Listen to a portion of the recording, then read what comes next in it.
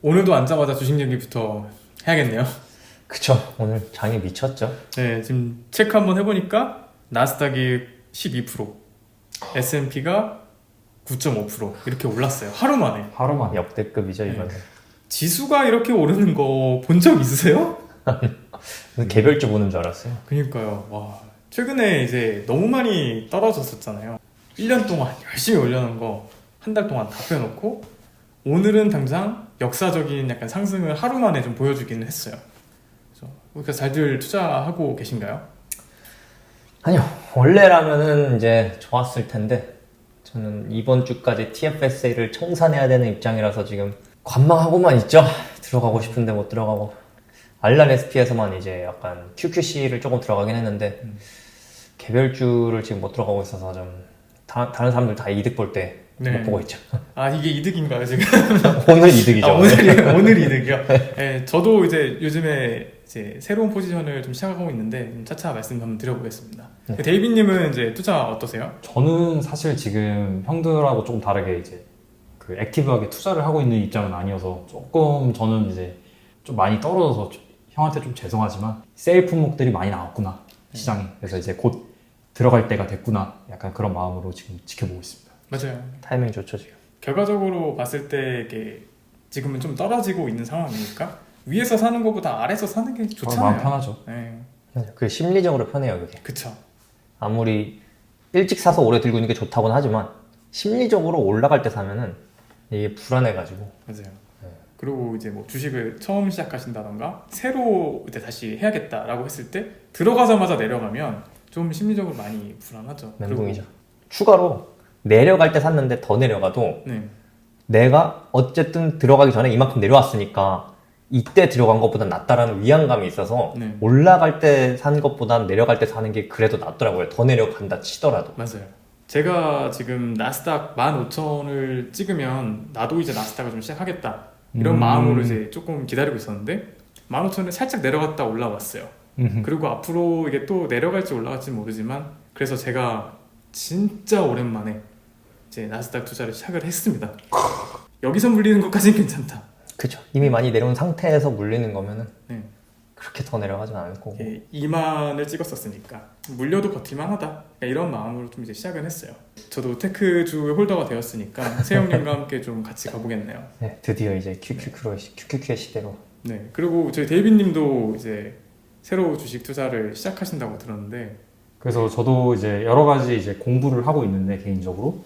그런데 사실 저는 되게 주린이 입장이다 보니까 주식 어린이 입장이다 보니까 개별 투자를 하면은 그냥 무조건 테슬라를 사야 된다는 그런 말에 이제 약간 팔랑귀가 돼서 이제 그쪽으로 나가야 될까 이런 생각을 갖고 있었는데 전반적인 의견들을 들어보니까 약간 지수 투자 말 그대로 아까 말씀 주신 QQQ 그 나스닥 이제 100을 따라갈 수 있는 그 지수 그거를 중점적으로 하고 마이너한 부분은 이제 제가 원하는 회사들 제가 오늘 아침에도 코스트코를 갔다 왔거든요. 네, 근데 이 아침에도 그렇게 붐빌 정도면 이 회사는 잘 될 길밖에 없지 않나 이런 생각이 들고 또 이제 주변에 이제 도로에 밴쿠버 도로에 시내 나가도 보면 당연히 있는 자동차 테슬라 그래서 그런 생각 많이 하고 있습니다. 그렇게 개별주 투자하실 때는 이제 홈페이지 들어가서 IR 들어가셔서 한번 본인이 직접 이번 분기에는 어떻게 달라졌는지 앞으로 이제 예상은 어떻게 되는 건지 이런 것도 같이 공부해 보시면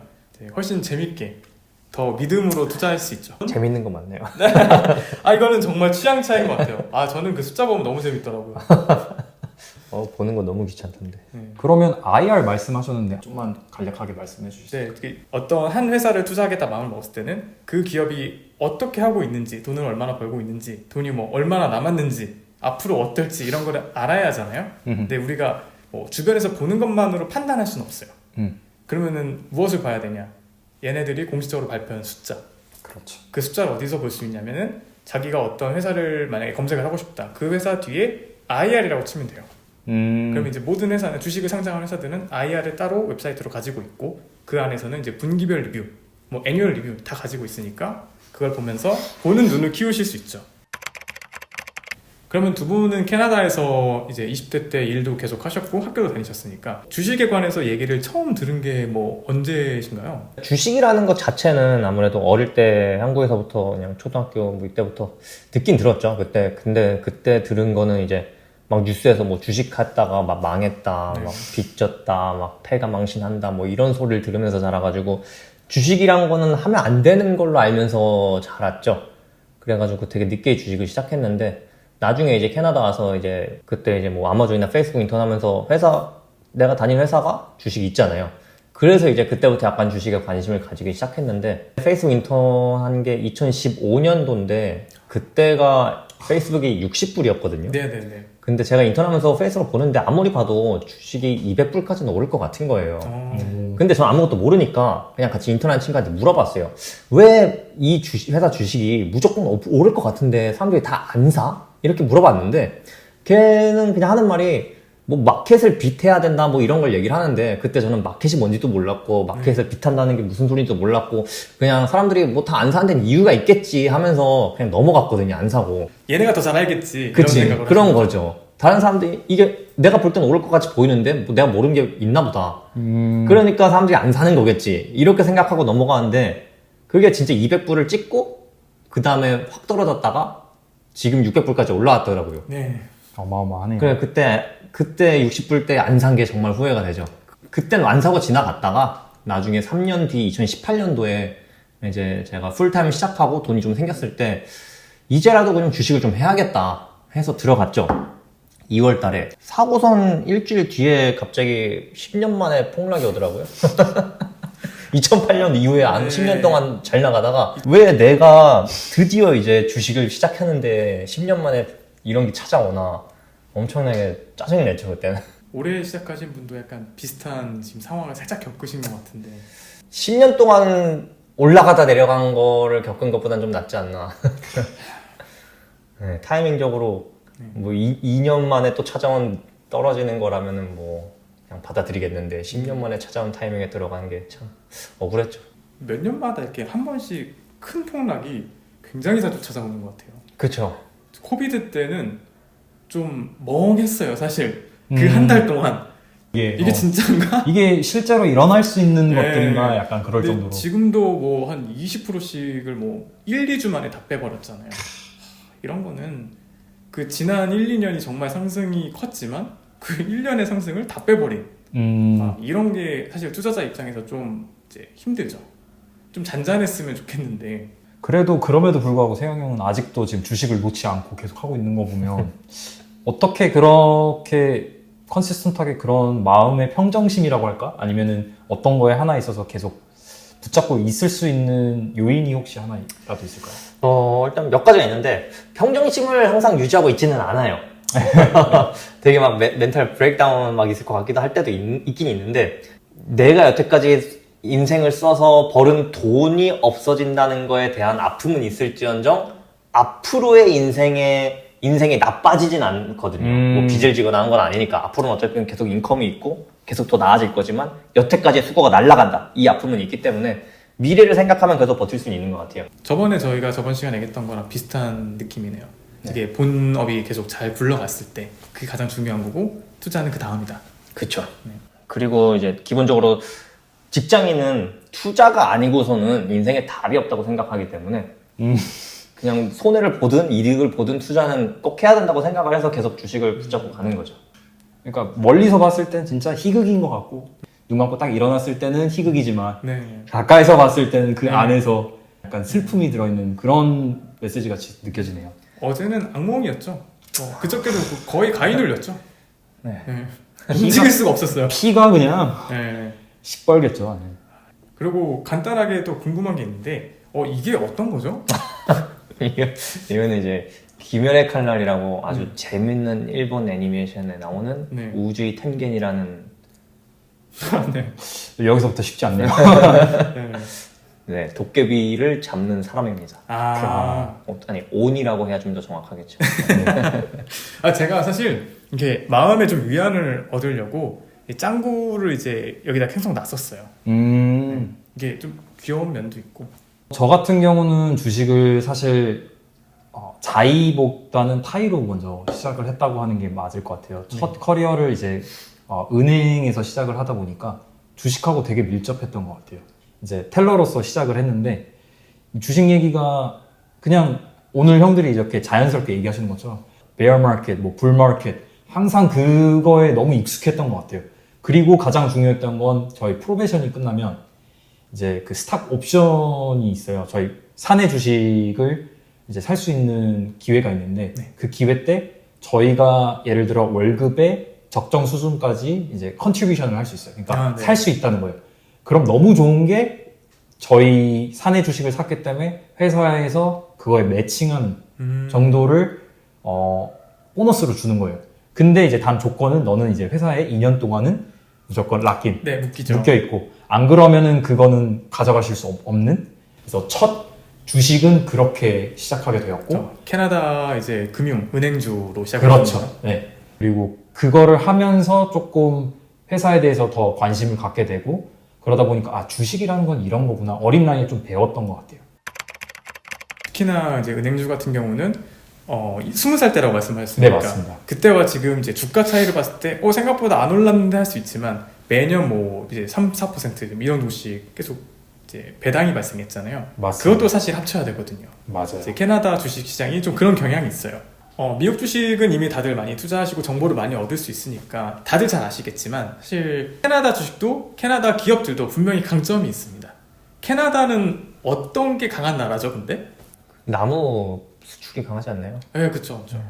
그리고 오일. 그렇죠, 오일. 네. 뭐 오일만으로도 한 주를 얘기할 수 있을 정도로 또 제가 봤을 때는 금융이라고도 봐요. 그건 되게 신선한 접근이네요. 왜냐면은 캐나다 딱 하면은 진짜 영토는 세계에서 러시아 다음으로 두 번째로 크니까 아무래도 거기서 오는 natural resources, 그러니까 자연에서 나오는 이제 많은 자원들이 있는데 금융이라고 하면 조금 생소한 것 같아요. 이게 시작은 미국 동부 이제 뉴욕 중심으로 시작됐지만 토론토는 사실 거기에 영향을 받는 도시였죠. 그리고 캐나다의 생활은 항상 미국과 밀접할 수밖에 없었어요. 그래서 미국을 중심으로 이제 옆에서 금융이 발달할 수밖에 없었고, 그래서 그것들을 관리하는 위주로 이제 산업이 많이 흘러가다 보니까 은행이라든가 인슈런스라든가 이런 것들 회사들이 굉장히 자리를 오래 잡고 있었어요. 금융의 역사 자체가 깊잖아요. 북미가. 그렇죠. 5대 은행, 4대 은행이라고 얘기하는데 그렇죠. 그 은행들이 아주 오랜 기간 동안 안정적인 사업을 계속 해왔죠. 지금도 주가를 맞습니다. 보고 배당을 봤을 때 항상 투자하고 싶게끔 만드는 회사들이거든요. 맞아요. 근데 이런 회사들이 실제로 캐나다 주식시장 상위 10 안에 많이 들어가 있어요. 그러니까 이거는 이제 상위라는 것은 마켓캡, 이 전체 이제 시가총액을 보고 얘기하는 건데, 캐나다 사람들이 이런 주식에 투자를 많이 하는 이유 중에 하나가 바로 그거예요. 돈이 가장 많이 흐르고 배당도 잘 주고 사업이 안정적이고 이런 것들이 약간 캐나다의 이미지랑 저는 비슷하다고 생각을 해요. 인덱스 투자를 저희가 자주 얘기하잖아요. 네. 캐나다 인덱스 투자를 하고 그 인덱스를 이제 잘 보면 홀딩을 보시면 은행주가 엄청 많습니다. 은행주가 굉장히 많이 껴있어요. 이런 거 되게 특수한 경우죠. 캐나다 은행 쪽 ETF를 이제 얘기를 했는데 네네. 미국에도 이제 은행들이 있고 예. 거기도 ETF가 있겠죠? 있죠. 네. 그러면은 캐나다 은행 ETF를 더 추천하는 이유가 있나요? 아니면은 기본적으로 배당주 투자로 접근하는 경우가 일단 많고, 저 같은 경우는 TFSA에서 만약 은행주를 원한다 이러면은 캐나다 거를, RRSP에서 은행주를 원한다 이러면은 미국 거를, 이런 식으로 분산해서 투자하는 게 가장 합리적인 방법이라 생각을 해요. 세영님은 이제 캐나다 주식을 선호하시나요? 기본적으로 선호하지는 않아요. 네. 저는 아무래도 개발자로서 약간 테크 회사 위주로 하다 보니까 테크 회사들이, 잘 나간 테크 회사들은 일단 대부분이 미국에 있기도 하고, 네. 기본적으로 또 캐나다보다 미국이 성장을 더 빨리 하는 것 같아서 그래서 저는 미국 주식을 더 선호하는 편이죠. 그렇다면 캐나다의 핫한 테크주인 쇼피파이 그죠. 쇼피파이가 거의 유일하죠. 캐나다 거에서는. 실제로 좀 이제 그 필드에서도 좀 핫한 편인가요? 개발자들이 많이 가는 회사기는 해요. 저도 예전에 인터뷰도 봤었고 인터뷰에서 떨어진 적도 있지만 하나밖에 없으니까 잘 안 보게 되는 것 같아요. 캐나다 주식은. 뭐 예전에 또 뭐 아리찌아도 뭐 보기도 했었고 룰루레몬도 캐나다. 예, 캐나다 기반이었지만 상장은 미국에. 아, 그랬구나. 그래서 룰루레몬도 뭐 잠깐 들고 있었던 적이 있는데 어쨌든 테크 회사 위주로 하다 보니까 약간 오페사는 약간 조금만 보고 그냥 미국 주식을 주로 보게 되는 것 같아요. 저 같은 경우 이제 의류도 굉장히 좋아해서 아리짜 주식을 꽤 많이 이제 했었죠. 그죠. 네. 그걸로 많은 수익을 얻으셨다고. 네, 이제 아리짜 얘기를 이제 그간 굉장히 많이 하고 있었죠. 제가 이제 몰 다니는 걸 되게 좋아하는데 몰 다니면서 가장 놀랐던 것 중에 하나가 다 아리짜 그 흰 백을 들고 다니는 거예요. 대체 이게 뭐길래 왜 사람들은 캐나다 몰에만 가면은 얘네만 사는 거지? 이제 거기서 출발을 했죠. 근데 투자를 시작하는 데까지는 기간이 꽤 걸렸지만 이제 제가 IR을 공부를 엄청 많이 했어요. 근데 그거를 블로그에도 이제 좀 올리긴 했었고 이제 제가 생각하는 가격이라던가 그런 거 올리면서 주변에 좀 얘기를 한 편이었어요. 지금은 이제 전부 포지션을 끝내고 나왔고 그 이후에 좀 올랐지만 나는 이거를 내가 먹을 정도의 그런 아는 사람은 아니다. 그러고 했지만 최근에 좀 하락이 많아서 네, 다시 만약에 제가 원하는 가격대에 돌아온다면 또 한번 고민해 볼 수 있을 것 같아요. 그럼 방금 말씀하신 ETF라는 개념이 조금 이제 처음 딱뭐 어떤 거에 약자인 것 같긴 한데 네. ETF라는 게 뭔지 네. 조금 간략하게 말씀해 주실 수 있을까요? 네, ETF는 그 익스체인지에서 트레이드 되는 펀드다. 이렇게 얘기하시면 돼요. 무슨 말이냐면은 예전으로 돌아갈게요. 네. 아주 예전에는 내가 어떤 펀드를 넣기 위해서는 온라인에서 하기 힘들었어요. 그러면은 이제 뭐 금융사를 찾아가거나 아니면 은행을 찾아가거나 그렇죠. 그렇게 해서 내가 어떤 펀드에 가입을 하는 게 일반적인 거였죠. 그런 이제 펀드 운용하는 운용사들도 이걸 더 많이 팔았으면 좋겠는데 라는 생각을 한 거죠. 그러면서 이렇게 사람들이 펀드를 좋아해 주는데 이거를 우리가 한번 묶어서 이대로 주식처럼 팔아보자. 그래서 이걸 하나의 주식처럼 만들어서 이제 마켓에 올린 거예요. 네. 익스체인지가 우리가 주식시장을 얘기하거든요. 네. 그래서 익스체인지에다가 올려버리고 이제 주식처럼 사고 팔면 돼. 대신에 이건 하나의 주식이 아니라 묶여있는 상품이야. 이렇게 되면서 사고 파는 사람 입장에서 되게 편해진 거죠.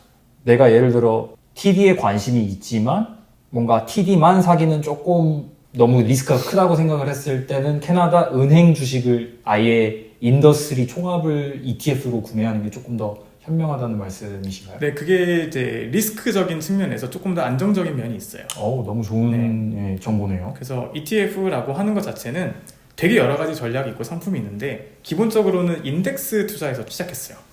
인덱스 투자라고 하는 것은 S&P 500 인덱스를 너무 잘 알고 계시잖아요. 그렇죠. 네, 그 인덱스를 보시면 이제 상위 500개 기업의 이제 시가총액을 기준으로 이제 각각의 포션이 있어요. 그러니까 각각 비율을 가지고 있어요.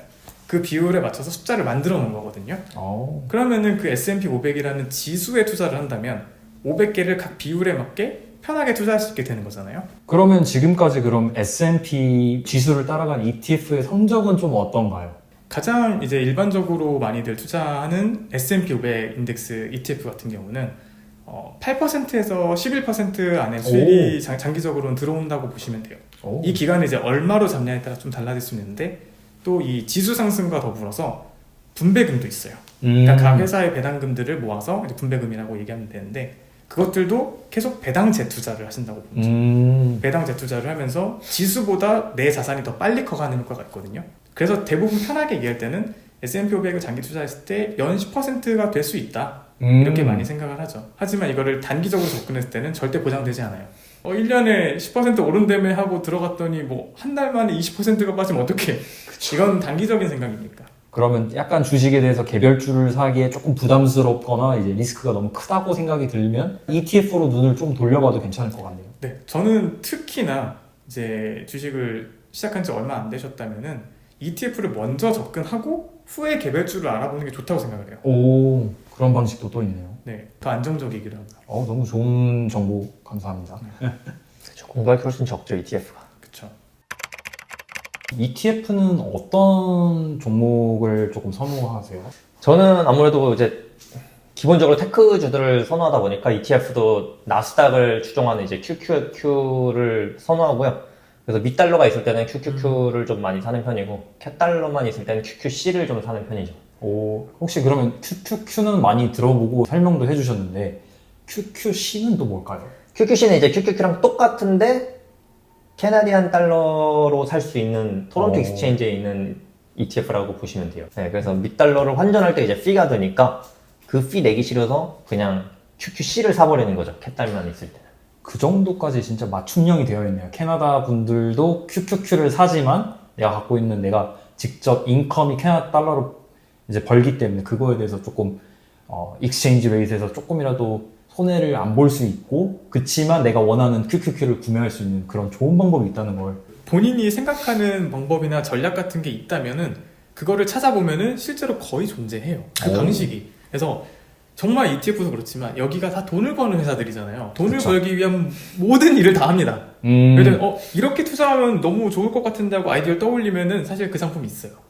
그러니까 공부하시면 좋아요. 특히 데이비님은 이제 투자를 좀 이제 새로 다시 시작하시는 맞습니다. 입장이시잖아요. 그럼 이참에 좀 세영님한테 많이 물어봐도 괜찮을 것 같은데요? 네, 그래서 아까 전에 이제 밥 먹으면서 사담으로 좀 이야기 나눴는데 QQQ에서 조금 더 이익을 좀 더 받고 싶다 그러면은 뭐 2배, 뭐 3배 이렇게도 된다고 하는데 그쵸. 그래서 이제 ETF 지수들은 아무래도 개별주보다 이제 성장이나 떨어지는 게 느리니까 ETF를 하는 사람들도 개별주만큼 좀 빠르게 이득을 보거나 손해를 볼 수 있게끔 만들어진 이제 2배, 3배짜리 ETF들이 있는데요. 그게 이제 TQQQ가 이제 3배고 QLD가 있죠. QLD 그게 이제 QLD 가 2배짜리가 있죠. 그래서 자기 리스크 그 톨러런스 레벨에 따라서 3배, 2배짜리도 타이밍 맞게 잘 들어가면은 이 개별주를 하지 않고도 많은 이득을 얻을 수가 있죠. 저 같은 사람은 조금 마음이 좀 급하다 보니까 이제 안정성은 원하는데 그래도 조금이라도 좀 빠르게 얻고 싶으신 분들은 이제 그렇죠. 그래서 실제로 주식방에 보면은 TQQQ를 살려는 사람들이 좀 많기는 해요. 빠르게 돈을 벌고 싶어 하는 사람이 많아가지고. 사실 레버리지 ETF에 대해서는 정말 많은 이야기도 있고 대부분 투자하고 계신 건 알아요. 하지만 이게 이런 부분을 이제 말씀드리긴 좀 어려운 부분이 많아요. 맞습니다. 아무래도 위험성이 그만큼 배가 되기 때문에 또 게다가 이제 레버리지 ETF 같은 경우는 이제 뭐 지수가 2배 됐다고 이 ETF가 2배 되는 건 또 아니거든요. 이게 하루 만에 변했을 땐 그럴 수 있지만 이게 매일매일 가격을 조정하기 때문에 실제로 내가 생각한 수익률이랑 달라질 수 있어요. 그래서 더구나 이런 레버리지 ETF는 장기 투자하시기엔 좀 불리한 면이 있고요. 어떤 부분에서 조금 장기 투자 저는 당연히 이제 2배면 더 좋지 않나 장기 투자에서 이렇게 첫째로 복잡한 ETF 같은 경우는 그 시스템을 돌리기 위해서 비용이 들어가죠. 그거를 그렇죠. 이제 우리가 청구를 받는 거예요, 사실. 아, 그 ETF 가격에 매번 녹아있죠. 그리고 이 ETF의 가격이 지수를 그대로 따라가는 것이 아니라 매번 매일매일 정산이 되는 개념이에요. 극단적인 예시로는 기본 ETF 있고 2배짜리 ETF가 있으면은 실제로 가격이 원래 기본 가격이 왔다 갔다 하다가 그 자리에 왔을 때 실제로 이 2배 ETF 가격은 더 내려가 있는 경우가 있을 수밖에 없어요. 그렇군요. 아무래도 장기 투자 관점에서는 이제 기본 지수를 따라가는 것이 가장 좋기는 하지만 이것조차 결과론적인 얘기이기 때문에 누군가 어떤 레버리지 ETF로 성공을 했다.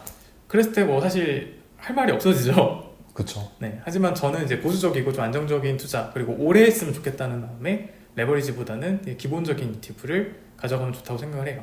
사실 제 관점에서는 QQQ도 꽤 리스크가 높은 투자라고 생각하거든요. 왜 그런 부분인지 조금 더 설명해 주실 수 있을까요? 나스닥이라는 건 사실 한 분야예요. 그러니까 쉽게 말해서 아주 클수록 더 무게가 커지기 때문에 이 배가 덜 흔들리죠. 그렇죠. 근데 나스닥은 하나의 기술주 100개짜리예요. 그 많은 회사 중에 기술주 100개를 이렇게 뗀 거기 때문에 이 크기가 작아진 만큼 이 배는 더 많이 흔들릴 수 있는 거죠. 하지만 더 빨리 갈 수 있으니까. 네, 그 차이라고 생각하시면 될 것 같아요. 감사합니다. 네, 하지만 저는 좀 이제 배멀미를 하기 때문에 멀미 때문에라도 좀 이제 큰 배에서 조용히 오래 가고 싶어요. 너무 좋은 비유인 것 같네요. 네, 이거는 이제 개별 성향에 따라서 다르게 하시면 되니까요. 추가적으로 설명하자면 이제 QQQ 말고도 네. 저는 이제 의학도 계속 발전을 해야 된다고 생각을 하기 때문에 그 IHI라고 또 메디컬 이퀴먼트 쪽 ETF인가 뭐 그게 또 있어요. 그래서 그것도 투자를 좀 하고 있고 그리고 이제 저는 미래에는 이제 영화 가타카 아세요? 예, 그렇죠. 유전자 얘기 나오는 거. 네, 미래에는 약간 그런 쪽으로도 궁극적으로는 발전을 할 것 같아서 장기 투자와 기술 이런 거 합친 딱 세영님이 좋아하는 그 느낌이네요. 그쵸. 약간 미래에 어떻게 이 인류가 발전이 되어 있어야 하나 약간 그거를 보면서 투자를 하는 편이죠. 그리고 저는 이제 또 캐나다를 사랑하는 사람 중에 하나이기 때문에 캐나다 주식시장도 ETF가 많습니다.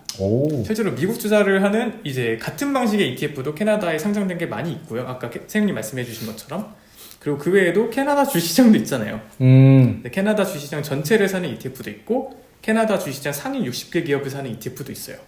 여전히 이 두 ETF는 캐나다에서도 정말 많이 팔리고요. 대부분 펀드에도 들어 있습니다. 캐나다 주식도 과거를 둘러봤을 때 성장을 굉장히 많이 했고 배당도 굉장히 많이 나왔어요. 다만 아쉬운 점이라면 결국에 미국에 쫓아가지 못했다는 거. 그쵸. 그게 아쉽기 때문에 다들 더 미국을 바라보는 게 아닌가라는 생각은 들어요. 이게 결국에는 우상향이 더 길지 하락장이 더 길지는 않았거든요, 항상. 그러다 그쵸. 보니 결과적으로 항상 미국 주식의 퍼포먼스가 더 좋았던 거.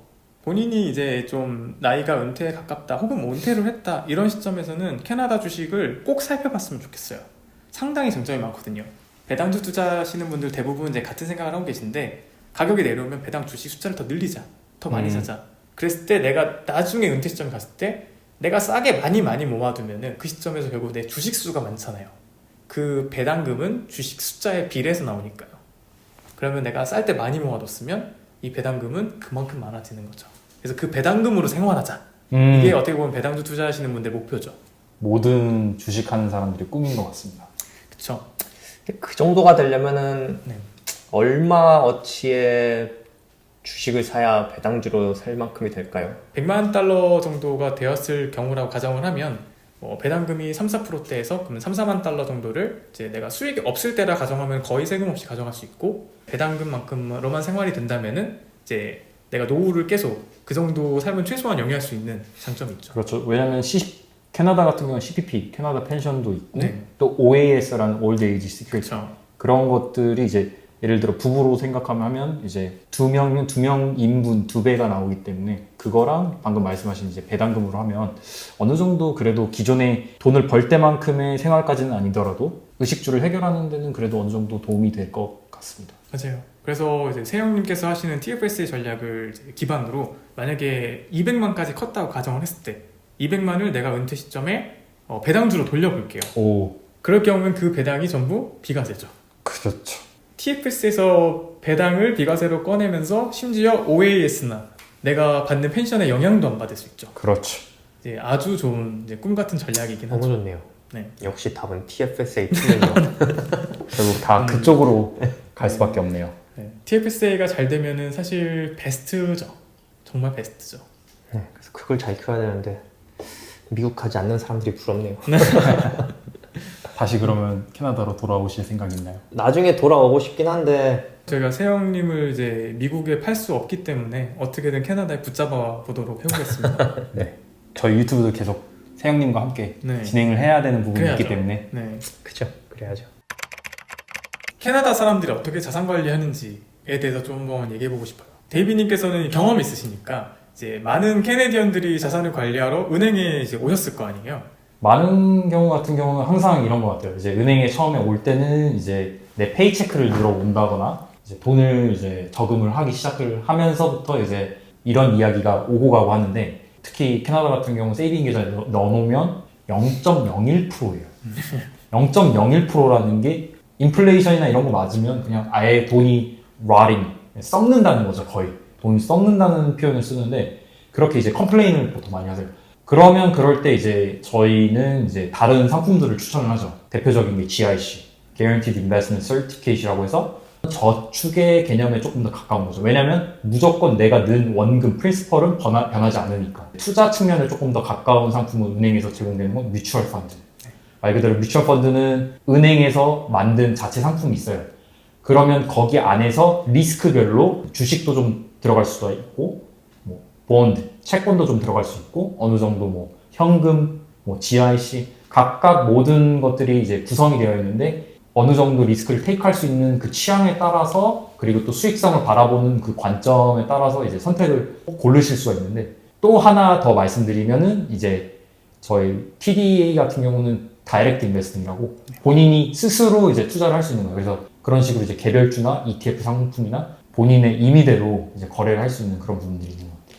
그러면은 보통 20대 초중반에 내가 지금 일을 시작할 건데 나는 평생 투자를 하고 싶고 평생 저축을 하고 싶어 라고 왔을 때는 보통 어떤 걸 추천해 주시죠?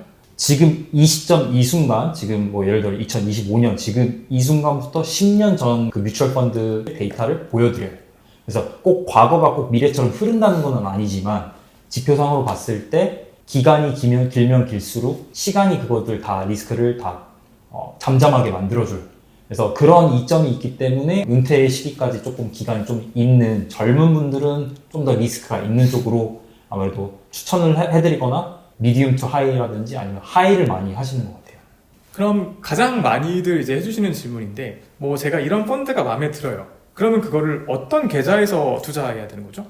소위 말하는 registered account인데 이제 종류별로 있어요. 그래서 뭐 은퇴를 위한 RRSP, Retirement Savings Plan이고요. 저희가 항상 많이 다루게 되는 TFSA, 그쵸. Tax Free Savings Account 있고 또 요즘 새로 나온 First Home Savings Plan, 그래서 첫 집에 있어서 해당되는 그리고 한 가지 이제 저희가 조금 언급이 많이 안 된 부분인데 RESP. 네, 그렇죠. 그래서 이제 그거 같은 경우는 Education Saving Plan이라고 자녀가 있을 때 그 자녀가 이제 대학 준비를 하거나 투자를 할 수가 있는데요. 본인이 RRSP와 TFSA를 좀 나눠서 이제 운용하는 방법이 있으신가요? 저는 이때 그 RRSP랑 TFSA의 차이점 때문에 나눈 건 아니고요. 개인적인 그냥 약간 심리적인 요인도 있어서 그렇게 나눈 건데 RRSP는 약간 어차피 은퇴하고선 뺄 생각이니까 진짜 장기로 투자한다는 생각으로 그냥 ETF들을 모으고 있고요. TFSA는 그것은 빠르게 성장시켜서 2밀리언을 만들어야 된다는 목적을 가지고 있었기 때문에 그래서 개별주를 TFS를 하고 있었죠. 이외에 뭐 요즘에 이제 핫한 FHSA. 그것도 이제 하려고 돈을 넣어놨었는데 네. 제대로 들어가기 전에 이제 그것도 닫아야 되는 상황이 돼가지고 아, 그죠. 저번에 말씀하신 이제 미국행. 그것도 사용을 못하게 됐죠. 네. 미국을 안 가면은 아마 이번에 들어갔을 거예요. 아, 그렇죠. 네. 근데 그거를 이득을 못 보게 되니까 진짜 네. 계획이 다 망가지네요. 네. 지금 나스닥이 어쨌건 많이 내려왔으니까 이 시점에서 더 사고 싶어 하시는 것 같은데. 그쵸. 지금 딱 다는 아니더라도 반은 들어가야 된다고 저는 생각을 하거든요. 네. 근데 그걸 못 들어보고 있으니까 답답한 거죠. 저희 첫 번째 영상 다 보셨나요? 네, 봤죠. 긴데. 재밌더라고요. 아, 재밌으세요? 제가 나오다 보니. 아, 그렇죠, 그렇죠. 데이비님도 영상 보셨죠? 네, 저는 차에서 약간 오디오 북처럼 이제 틀어놓고 음. 듣는 거는 잘 했습니다. 그래서 캐나다 끝과 끝에 있는 밴쿠버와 토론토에 계신 이제 저희 부모님께서 보시고 갑자기 이제 아버지가 자주 통화는 안 하는데 갑자기 전화가 오신 거예요. 갑자기 그때부터 이제 어떻게 보면 훈수라고도 할 수 있고 약간 이제 어떤 부분들을 이렇게 했으면 좋겠다라는 이제 피드백을. 네, 피드백을 좀 주셔가지고 그래서 좀 신기했어요. 저도 주변에서 좀 보더라고요. 갑자기 어. 요새 막 세금 관련해서 막 TFS에 막 알아보던 친구가 갑자기 내 얼굴이 화면에서 보였다고 막 그런 말도 하고 다른 개발자분도 막 저보고 다른 채널에도 나오셨네요 막 이러고 그러더라고요. 그래가지고 아 캐나다 사람들한테 영상이 잘 뜨고 있구나 했죠. 좀 책임감을 느끼고 이제 더 열심히 준비해야겠다는 생각이 들 수밖에 없네요. 그쵸. 저 같은 경우도 이제 연락도 많이 주시지만 질문이 굉장히 많아요. 그래서 뭐 그 질문 사실 다 답변해드렸고 네, 여전히 대단하시네요. 아니 저는 그게 제일 좋은 것 같아요. 네. 사실 이거 운영하는 그 시작이 사실 그런 부분이었거든요. 다른 사람들이 어딘가에서 막 손해보고 아쉬운 부분 생기는 거 제가 어떻게 보면 막아보고 싶어서 그런 부분도 있었기 때문에 언제든 질문 다 남겨주시면 제가 정말 99.9% 답변 다 해드리니까 네. 오. 네, 영상 뭐 관심 많이 가져주시면 감사하겠습니다. 이렇게 다음에도 이제 다른 친구들도 출연하는 거죠? 그쵸. 다른 친구도 데려와 봐야죠. 네. 그때도 이런 친구들 데리고 돈 얘기 해봐야죠. 너무 좋습니다. 네. 다음번에도 더 재밌고 좋은 영상으로 다시 찾아오겠습니다. 감사합니다. 오늘도 끝.